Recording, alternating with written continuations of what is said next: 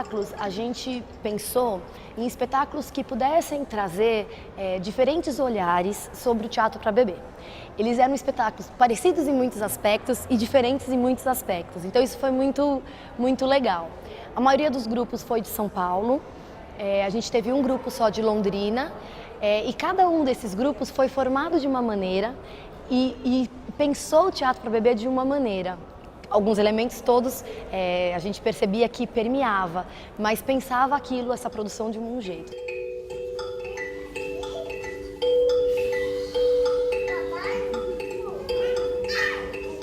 O primeiro espetáculo foi o nosso, da Ciazin, que chamava O Que Eu Sonhei.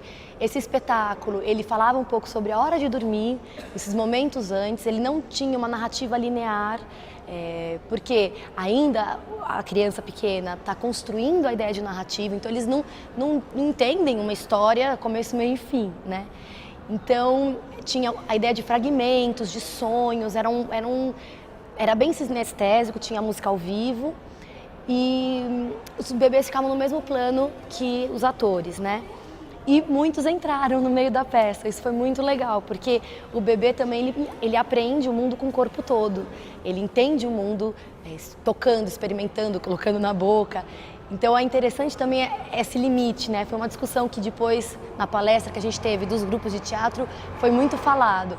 Qual é o limite, né, da cena? Aonde começa e aonde termina a cena?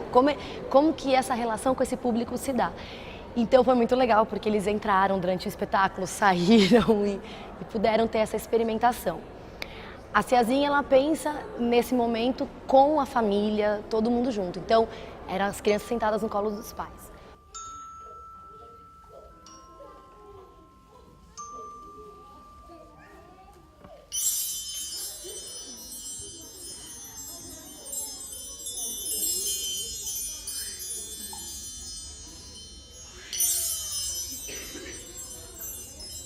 O segundo espetáculo foi o Jardim de Caicara, que é de um grupo Trecos e Cacarecos, é um grupo de teatro infanto-juvenil que tem uma produção de teatro para bebês. Agora, parece que eles estão ensaiando uma segunda produção, mas esse espetáculo já tem 2 anos, é um espetáculo que fala sobre o bebê.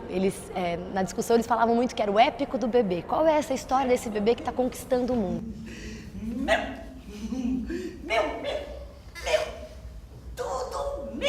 Também tinha alguns elementos próximos do primeiro espetáculo da Ciazin, O Que Eu Sonhei, que era todo mundo no mesmo plano, música ao vivo, uma música sensível, que abarcava, que acolhia aqueles bebês. Não tinha nada muito brusco. A duração também era meia hora, né? Da Ciazin também, o primeiro espetáculo só tinha 30 minutos, porque é um tempo possível também para o bebê ficar numa sala de espetáculo, né?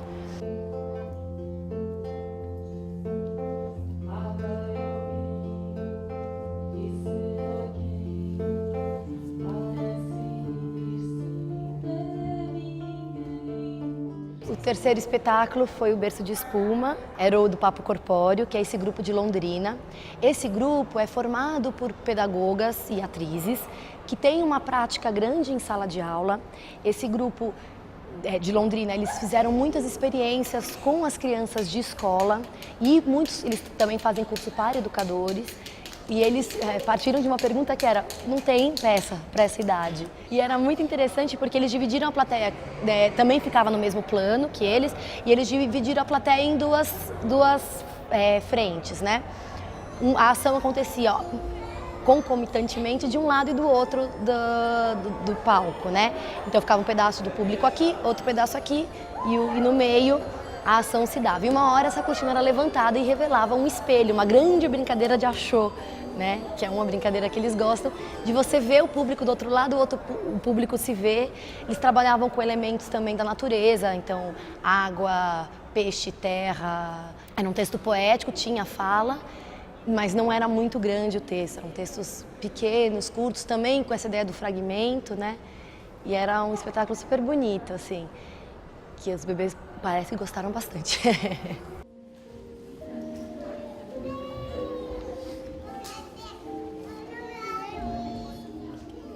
O quarto espetáculo que a gente teve na mostra foi muito interessante porque foi o último E era um espetáculo que é da Cianós, que é um grupo que também se debruça para a produção infanto-juvenil, e que esse espetáculo ele não é para bebês, ele é desde bebês, né? Então era interessante porque eles não pensaram no bebê para fazer o espetáculo, mas é um espetáculo que é muito chamativo para os pequenos, para os bebês. E isso foi interessante para também ver esses limites entre o bebê e o infantil. Qual que é esse limite, né? Qual que é essa...